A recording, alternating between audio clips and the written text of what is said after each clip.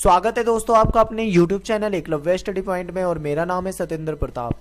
आज हम इस वीडियो में देखेंगे क्लास 12th की हिस्ट्री का चैप्टर नंबर 4th और पार्ट नंबर है इसका ये 3rd। तो 3rd पार्ट में दोस्तों हर चैप्टर मैंने लगभग जो बना रहा हूँ 4 पार्ट में कवर किए हैं, परंतु ये वाला जो चैप्टर है ये आज इसी 3rd पार्ट में ही पूरा हो जाएगा। थोड़ा वीडियो लंबा हो जाएगा पर इसे ख़त्म कर देंगे आज इसी पार्ट में। और चौथा पार्ट बनाऊंगा मैं इसका, उसमें कुछ क्वेश्चन होंगे आपके होमवर्क के लिए, कुछ इंपॉर्टेंट क्वेश्चन वो आपको खुद करने होंगे। तो शुरू करते हैं आज का अपना वीडियो, देखते हैं क्या है। स्तूप के बारे में मैंने आपको लास्ट वीडियो जो 2nd वीडियो था उसमें अच्छे से बताया था, इसके बारे में थोड़ा सा और पढ़ लेते हैं। स्तूप की खोज। प्रत्येक स्तूप का अपना एक इतिहास है। जितने भी स्तूप मिले हैं उन सभी का अपना कुछ ना कुछ इतिहास ज़रूर है। अमरावती के स्तूप की अगर हम बात करें, अमरावती एक बहुत ही प्राचीन जगह में से आता है। अमरावती जो था, यहाँ पे अमरावती में स्तूप पाए गए थे और इस स्तूप के अवशेषों के रूप में क्या मिला हमको, मिला है मूर्तियाँ, पत्थर ये मिले। और जो कि बाद में क्या हुआ, इन मूर्तियों और इन पत्थरों को अलग अलग जगह पर ले गए। बंगाल में अंग्रेज जब आए थे वो भी ले गए थे। इसको क्या हुआ, अमरावती से बंगाल ले गए, मद्रास ले गए और कुछ अंग्रेज इसको लंदन लेके चले गए। अंग्रेज अफसरों के बागों में, उनके जो बगीचे वगैरह होते थे वहाँ पर अमरावती की मूर्तियाँ पाई गई। और ये बहुत ही कॉमन बात है, बहुत ही मतलब बिल्कुल भी हैरान करने वाली बात नहीं है कि उनके वहाँ पे ये मूर्तियाँ पाई गई, क्योंकि जो भी अंग्रेज आता था उसको वो मूर्तियाँ पसंद आती थी और वो क्या करता था, उसको ले जाता था।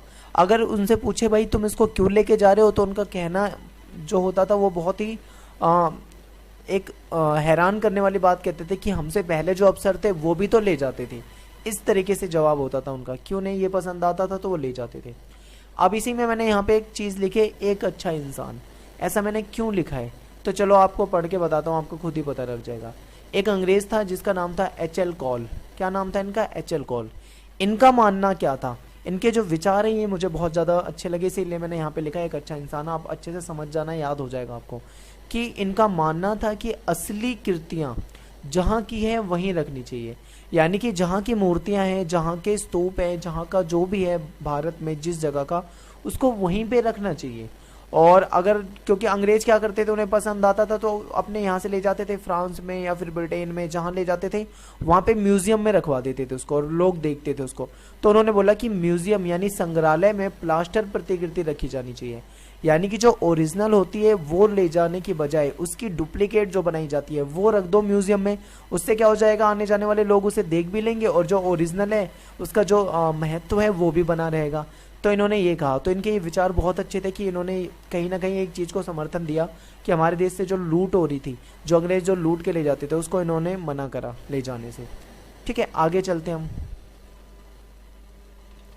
सांची का स्तूप बच गया लेकिन अमरावती का जो स्तूप था वो नहीं बच पाया, ऐसा क्यों, क्वेश्चन मार्क। और यहाँ पे लिखा है HW।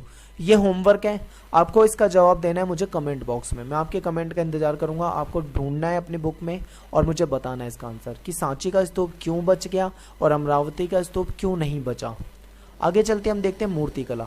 मूर्तिकला देखते हैं दोस्तों, ये इंपॉर्टेंट टॉपिक है। मूर्तिकला का एक अच्छा नमूना जो है वो भारत में मिला है कि मूर्तियाँ भारत में बहुत तरह की मूर्तियाँ मिली जो कि बहुत सुंदर थी, बहुमूल्य थी, अट्रैक्टिव थी, यानी कि मतलब जो अट्रैक्ट कर ले अपनी तरफ, बहुत अच्छी खूबसूरती ये था।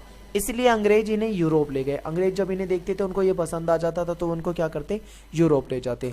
पत्थरों पर गढ़ी कथाएं भी मिली हैं कि कुछ पत्थर ऐसे मिले जिसपे कुछ कथाएं लिखी मिली हैं। ठीक है, उन कथाओं में एक कथा कुछ इस तरीके से थी कि एक दानी राजकुमार था। वो जो राजकुमार था उसने अपना सब कुछ दान में दे दिया था, जो भी उसके पास धन संपत्ति संपदा थी वो सब दान में दे दिया था। और उसके बाद क्या हुआ था, वो अपने परिवार के साथ वन में चला गया था। वन में मतलब जंगल में चला गया था। ठीक है, तो ये कुछ मतलब कहानियाँ कथन मिलते हैं हमें अपने बुक में। तो ये NCERT के अकॉर्डिंग मैं आपको पढ़ा रहा हूँ, बिल्कुल NCERT में यही लिखा हुआ है। मैंने उसको शॉर्ट में करके सिंपल सी लैंग्वेज में आपको समझाया है। इस वीडियो को देखने के बाद आप एक बार NCERT पढ़ें, आपको पूरा टॉपिक बहुत अच्छे से क्लियर हो जाएगा बुक पढ़ने के साथ ही। इसके बाद देखो उपासना का प्रतीक, उपासना के प्रतीक कि जो भगवान बुद्ध थे उनको उपासना का प्रतीक माना गया।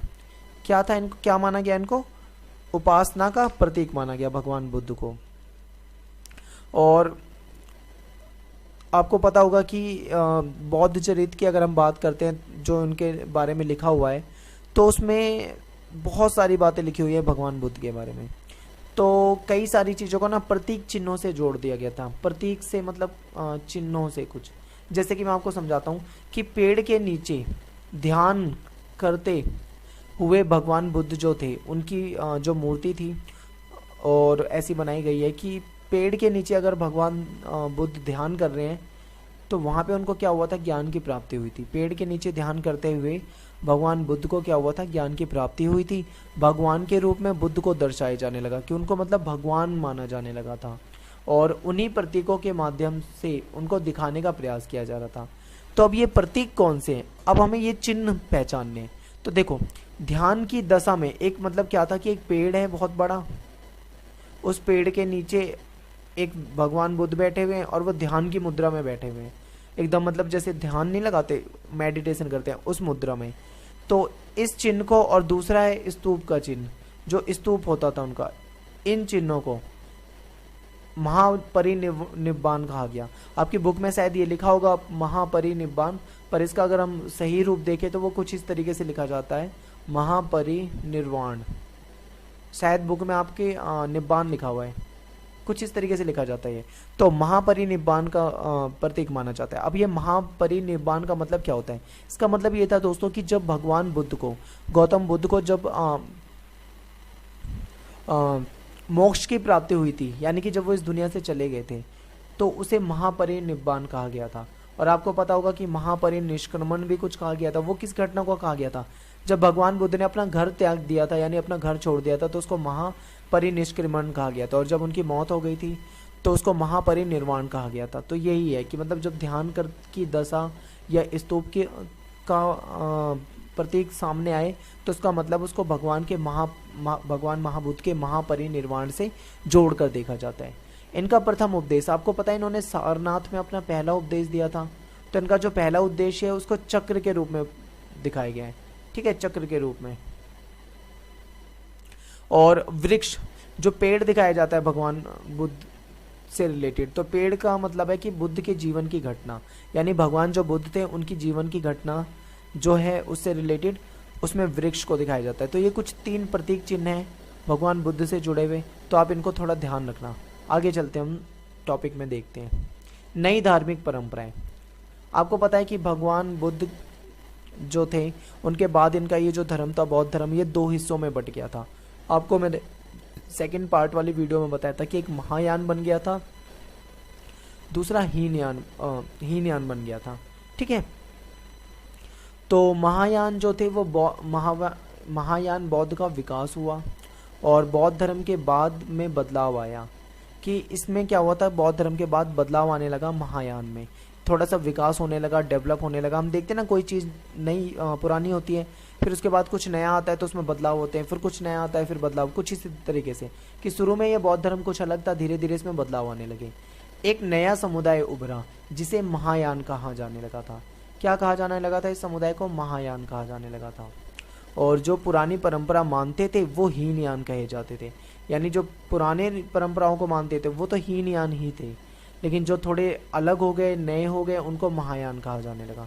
महायान के अनुसार बुद्ध जो थे उनको मानव समझा जाता था, यानी उनको भगवान नहीं माना जाता था, उनको एक मानव माना जाता था, लेकिन ये कहा जाता था कि ये जो भगवान बुद्ध हैं ये हमको मुक्ति दिला सकते हैं, यानी कि मोक्ष दिला सकते हैं।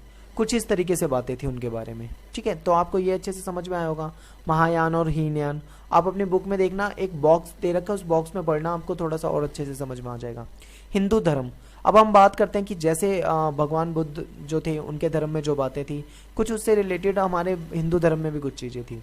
जैसे कि हम बात करें अगर हम अपने हिंदू धर्म में, तो यहाँ पे 2 विचारधाराएं कुछ इस तरीके से थी। एक तो था वैष्णववाद, दूसरा था शैववाद। वैष्णववाद मतलब इसके तहत क्या होता था, भगवान विष्णु की पूजा की जाती थी। कौन से भगवान की, भगवान विष्णु की। शैववाद में क्या था दोस्तों, इसमें भगवान शिव की पूजा की जाती थी, ठीक है, ईश्वर की आराधना की जाती थी इसमें। वैष्णववाद में एक और बात इंपॉर्टेंट है कि ये जो भगवान विष्णु होते थे इनके 10 अवतारों का वर्णन मिलता है हमें बहुत जगह, यानी इनके 10 अवतार थे, ठीक है। अब ये 10 अवतार जो थे इनकी पूजा की जाती थी हमारे देश में अलग अलग जगह में, अलग अलग रूप में, अलग अलग नामों से।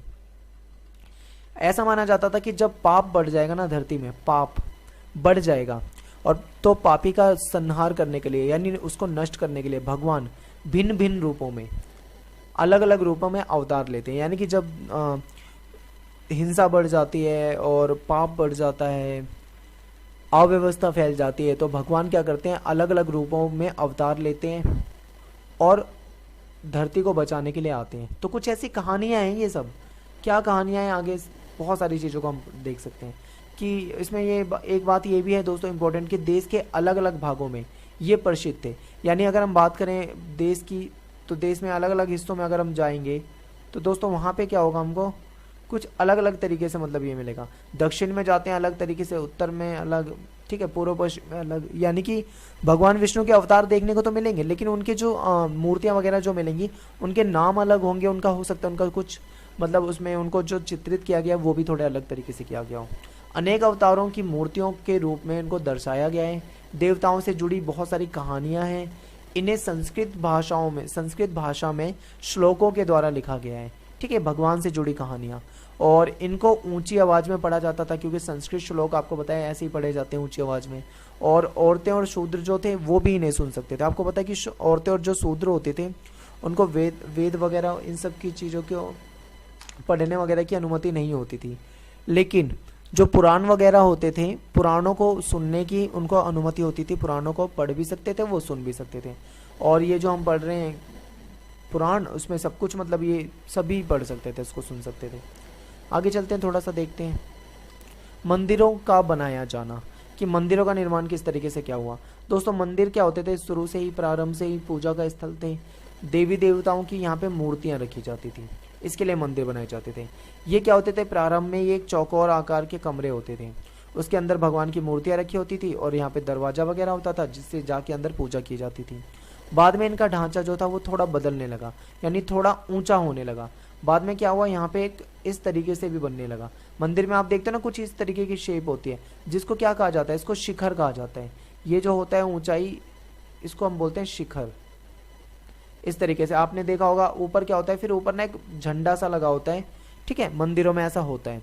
और उपासक लोग जो होते थे वो मूर्ति पूजा के लिए अंदर जाते थे मंदिर में, उसमें फूल वगैरह चढ़ाते थे, पान जल वगैरह चढ़ाते थे, प्रसाद चढ़ाते थे, इस तरीके से पूजा पाठ होती थी।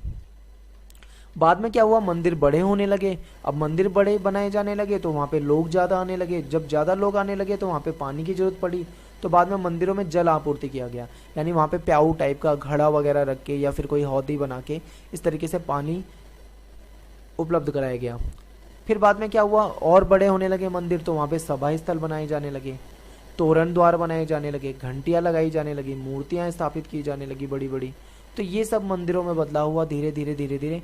और एक सबसे बड़ी बात जो है वो ये कि एक बहुत ही हैरान करने वाली कुछ कलाकृतियाँ मिलती हैं। वो ये कि कुछ मंदिर तो पहाड़ी को काट कर बनाए गए थे, ठीक है, गुफाओं के रूप में। अब आप सोचो कि जो पहाड़ी है, पहाड़ है, इसको उस टाइम पे काटना कितना मुश्किल था। मुश्किल क्यों था, क्योंकि उस टाइम पे इतनी अच्छी टेक्नोलॉजी नहीं होती थी जितनी आज है, लेकिन फिर भी कितनी कठोरता के साथ, कितनी मेहनत के साथ उसको बनाया गया होगा, आप ये सोच सकते हो। कैलाशनाथ की अगर हम बात करें जो कि भगवान शिव से संबंधित है, तो ये भी पहाड़ी काट कर बनाया गया है, ठीक है।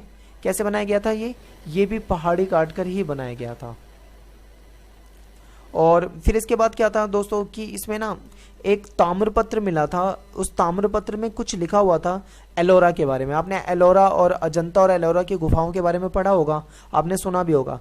तो एलोरा के बारे में लिखा गया था उसमें कि इनका जो निर्माण हुआ था उसके ख़त्म करने के बाद, यानी कि जब एलोरा की गुफाएं जब बनाई गई थी उसके बाद, हाँ, उसकी हैरानी को व्यक्त करता है। मतलब उसमें ये लिखा हुआ था कि हे भगवान, ये मैंने कैसे बनाया, इतना खूबसूरत, इतना ज़बरदस्त बन गया। उसे बनाने के बाद बनाने वाला जो व्यक्ति थे वो भी हैरान थे कि उन्होंने हे भगवान ये कैसे बना दिया, जो कि मतलब पॉसिबल ही नहीं लगता था। तो ये सारी बातें हमको कुछ इस तरीके से मिलती हैं पढ़ने में। आप इसको पढ़ोगे ध्यान से तो आपको अच्छे से समझ में आ जाएगा। लास्ट टॉपिक और पढ़ लेते हैं, अनजाने को समझने की कोशिश। क्या हुआ दोस्तों कि 19वीं शताब्दी में जब अंग्रेज वगैरह हमारे देश में आने लगे थे, तो 19वीं शताब्दी में क्या हुआ कि जो यूरोपीय विद्वान थे उन्होंने हमारी देवी देवताओं की मूर्तियां देखी, ठीक है। जब उन्होंने ये मूर्तियां देखी तो उन्हें समझ में नहीं आया। उन्हें लगा यार कि इतने सारे सिर, हाथ, जानवर, और आपने देखा कि भगवान जो होते थे उनके कई सारे हाथ होते थे कुछ इस तरीके से, एक में चक्र लगाए, एक में तलवार है, किसी में चक्र है, किसी में मूर्ति है, किसी में मतलब अलग अलग तरह की चीज़ें होती थी।